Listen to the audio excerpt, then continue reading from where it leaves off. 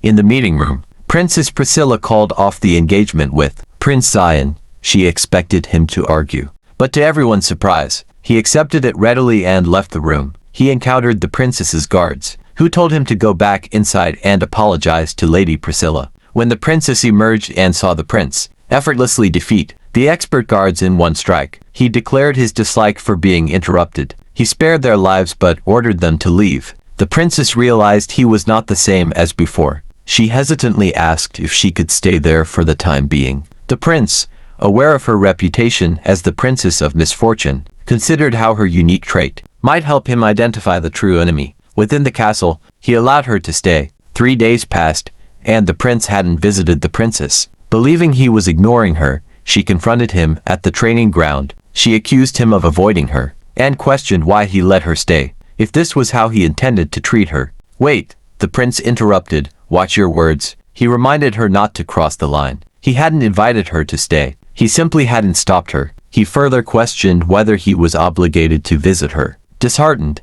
the princess left the training ground. Later, the prince spoke to a guard, ordering a doubling of the night guard contingent within the next week. 3 days later, assassins infiltrated the castle. However, they were mysteriously attacked and eliminated one by one. Unable to understand what was happening, they finally realized Prince Zion had been hiding his true power. They planned to escape and report this, but the prince swiftly eliminated them all. Meanwhile, Princess Priscilla, a skilled magician, fought off assassins in her own room. Overwhelmed by their numbers, she struggled to defend herself. Just as they were about to overpower her, Prince Zion intervened, using his Black Star power to defeat them. One assassin who witnessed the entire scene managed to escape. However, the prince employed a tracking technique unique to his Black Star power, leaving a dark soul thread leading him to their base. He vowed to find them soon. The next morning, Evelyn Agnes, chronicler of the hero of Frasimar and a close contender for the next Agnes Empire Emperor, arrived to meet Prince Zion.